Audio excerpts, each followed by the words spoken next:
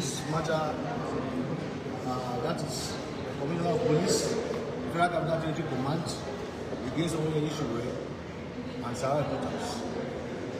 Just like we have always said, it's very important we brief the public on this matter because of the public interest nature of it. This matter was brought to court in 2022. 2021. Yes. Formerly we applied court in 2022. But the truth of the matter is that the law under which that charge was brought to court was considered by the parliament of this country.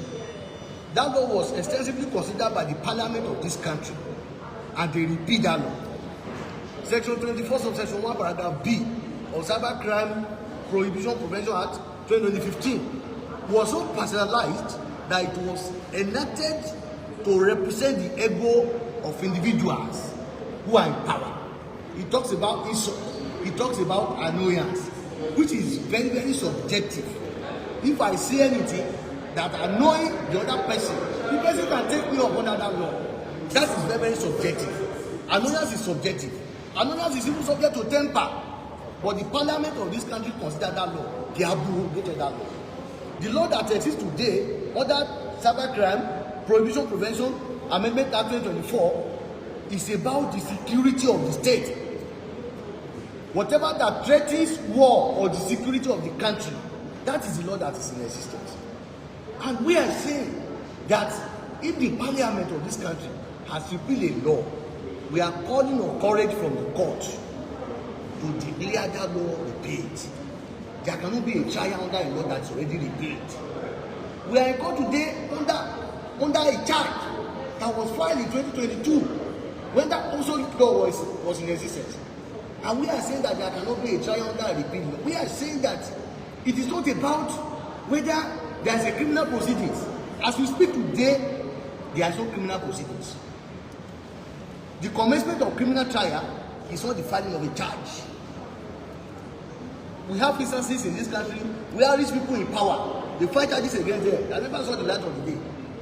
You cannot lay claim to the fact that there was a criminal proceedings. What begins criminal proceedings is arraignment.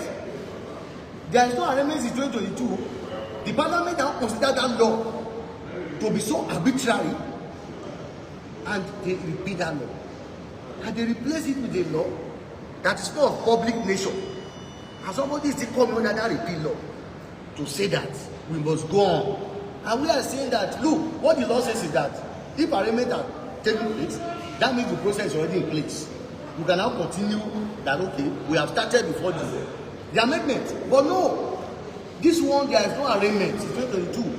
And if the prosecution or whoever that is going to reason from the other side is saying, why has there not been arraignment? He made some mention or something that he refused to take it. Why are you talking about the procedure of the law as if it's triviality? If you have not done the right thing and somebody and you cannot bring the person to properly take plea, it's not about refusal. Can anybody refuse to take plea before the court? No. Nobody can refuse to take plea. Because you have not done the elementary things that is required of you. Proper service has not been done. And if you have not fulfilled that procedure, that means you have not come proper before the court. And what we are just saying today is that we are calling on courage from the bench to support what the parliament has spoken loudly, that law has no place in a modern society. We are calling on our court to also support the voice of the parliament so that the citizens can have a place to breathe. And one thing that is very, very important is that all of this energy we are displaying is Mr. Sowore is just a single individual. But I am telling you that in this matter of today, he represents the voice of those people who have been under the oppressive tendencies of that law that is repealed. Having spoken out and having all of us come together like this, we are speaking for the entire, particularly the downtrodden who will not have protection if that law has not been repealed. And that is the reason why we are calling on the citizens. It is whatever update we are making, we have the right to make it.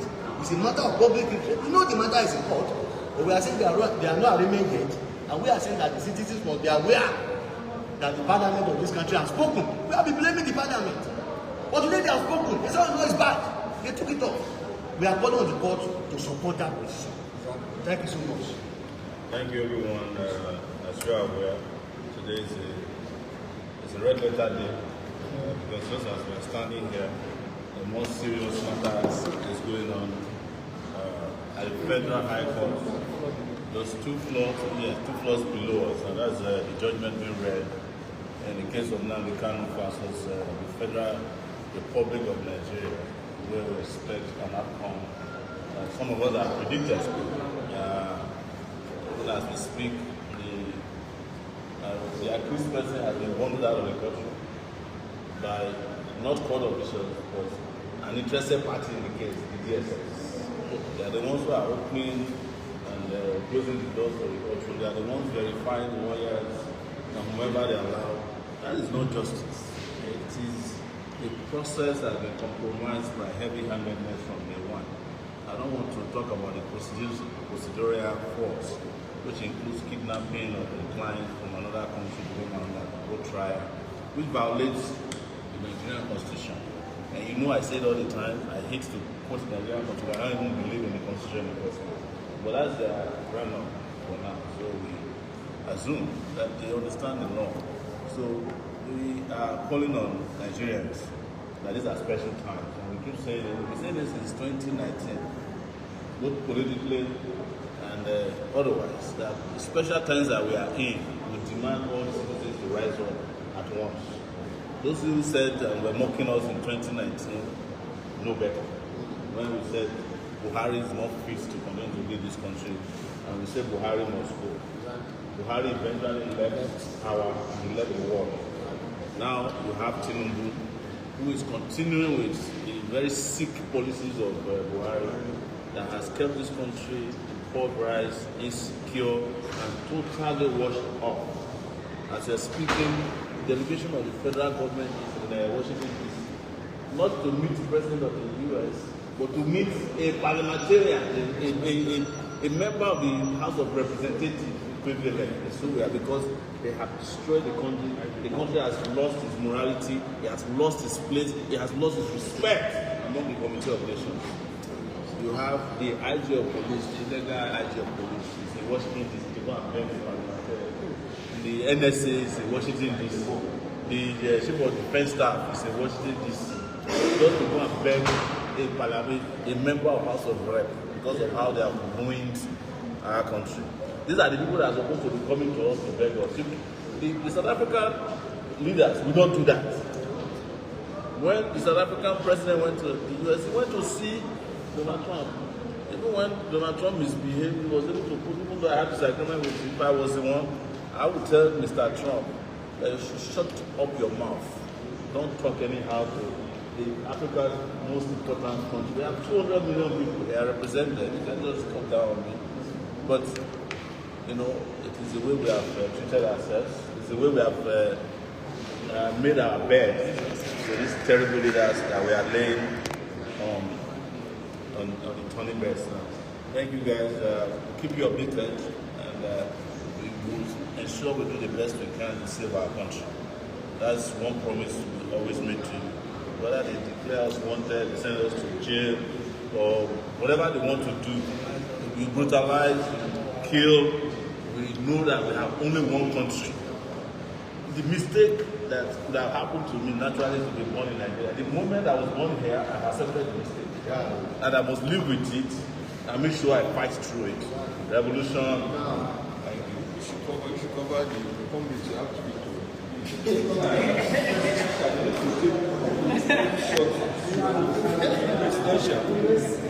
So what of the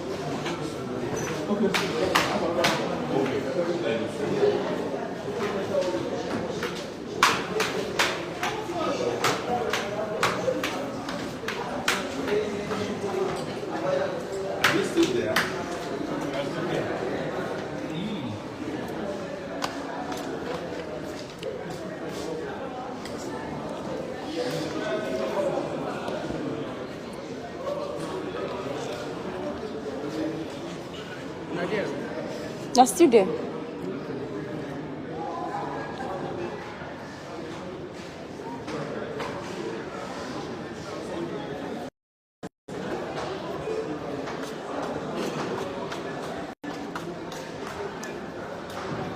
Sorry.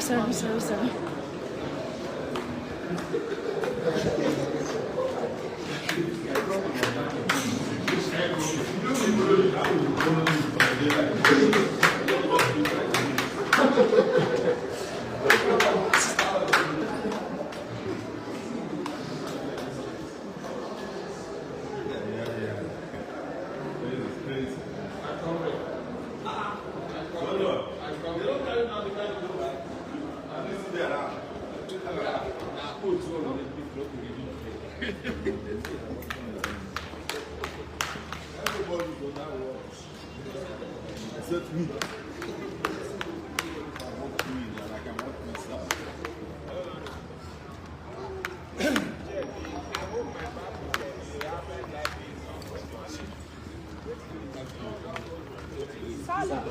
Sir, let's have your interview. Yes. Yes, sir. Yeah, Luca. Wait. Luca, yes. Just pick it up. Hey, please,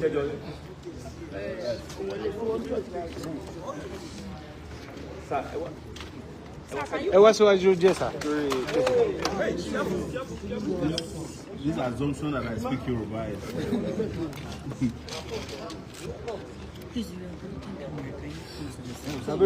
I'm live. All right. Yes. No, wait. Do you guys have any questions? Or Yes, sir. We do. We want you to react to the outburst of Kano today in court and how he was ordered to be thrown out. Well, we have made it very clear. This trial in the first place was unnecessary. Nigeria is wasting its time on a trial that will take Nigeria nowhere. Particularly at the time Nigeria is facing serious security challenges. That's what we should be focusing on. It's how to retrieve the body of the Brigadier General that was killed, if they have not. It is how to save the 35 Muslim girls that were abducted from a high school, 25 of them. It has to save 35 Christians who were attacked and abducted live. That's what Nigeria should concern itself with. Not a fluky, frivolous trial to jail somebody whose only crime is asking for justice, in my view. I was watching part of it because I was in court for a different matter. And when they were describing the evidence they have, I was expecting them to say that they found him with an RPG. No. The only evidence they found in his room was a microphone. And then the biggest weapon was a radio transmitter. I have never heard that before, that a country will waste 10 years to prosecute somebody whose only weapon is a radio transmitter and a microphone. They also found underwear. The rest is hearsay, including they presented, by the way, an interview from Sahara reporters. Should anybody be jailed for being interviewed by Sahara reporters? He kept mentioning it. Interview Sahara reporter. So if someone did an interview with CNN now, does that mean the person should be jailed? And I'm aware that they are still reading the judgment. Laboriously, you could tell that the judge is struggling. Laboriously. I'm just hoping that between the time they present the case and the time the judgment will be delivered, that common sense will prevail. And Kanu will be allowed to rejoin his family. And Nigeria, hopefully, will start facing its real challenges, of which Nnamdi Kanu is not one of them. Thank you very much. So, Kanu's brother alleged that the Yorubas actually hate Igbos with what's happened in court today. There's always excuse. And the Nigerian state manufactures hatred of ethnic groups against themselves. But ask yourself, was it a Yoruba man that, was it an Igbo man that jailed Awolowo? It was a Yoruba man. Abi? When I was arrested by DSS in 2019, all the guys who came to abduct me, one of them was Ijo, another one was speaking Yoruba. The fact that you speak Yoruba doesn't mean you are Yoruba. But all the guys that were in charge of my detention, they were Yoruba people. So when they want to use you against yourself, it is then that I start telling you the judge is Yoruba, this thing. But when it comes to stealing Nigeria's money and wealth, sharing among themselves, there is no religion, there is no tribe. But when it is to pitch yourself against yourself, of course, you might say that the preponderance of commentary is coming mostly from some of the Yorubas. But that doesn't mean that the Yorubas are in support of injustice. Even if you look at the history of the Yorubas, politically, they have never supported one political person wholeheartedly. There was Awolowo, there was Akintola, there was Ajasin, there was Omoboriowo, there was Abiola, and some Yorubas didn't support him. Yorubas have always been, just as Igbos are. It's not every Igbo person today that supports even the agitation for Biafra. Does that mean that those people are not Igbos? It's not every Hausa person today that supports blasphemy convictions against some people who are, or even though they are Muslims. So don't let anybody use that to divide you. The person who is president of Nigeria today is a Yoruba man whose only campaign buzzword is Emilokon, is my turn. He didn't say that it's the turn of the Yorubas. And go and ask Yorubas under this regime what they are going through. That is what the Yorubas call Enikon Loba. That the person where he touch and the feeling is different from Emilokon. So you cannot be blaming, because before you know it now, Yorubas will start killing Igbos. Igbo will be killing Yorubas again, based on the misconception that the innocent, hungry Yoruba person is somehow or somewhat complicit in the nonsense that is happening against an Igbo man who is fighting for justice. Let's be careful about that, not to create that ethnic division any further. That's how they got us here. So how do you foresee a breakdown of law and order, especially in the southeast, after this judgment? There's a breakdown of law and order in Nigeria already. Any country where a brigadier general can be abducted and killed, even when he fought himself cannot be rescued, there's a breakdown of law and order. You see, there are two places to find order in the world. I mean, beyond. They said there's order in heaven and there's order in hell. The difference is that the first order and the first law in heaven is order. The last law in hell is order. Nigeria has become hell when the last law is order. So there's no breakdown of law and order that can happen. But I know them. They can go and manufacture another breakdown of law and order. Even those of us who were peacefully protesting in this Abuja, they claim that we wanted to burn down the country. I spent 4 days in Kuje prison just because I said free Nnamdi Kanu. When I went to Lagos after that, they declared me wanted for fighting for Yoruba people whose houses they are demolishing. So when they create a narrative for you to fall for, be careful, so that you won't start killing and fighting the same poor people. Some of them don't even know about this trial because they are hustling to get food on their table maybe once or twice a day. So that is why I keep saying that the country needs a revolution. I don't have any doubt about it. Thank you. Thank you, sir.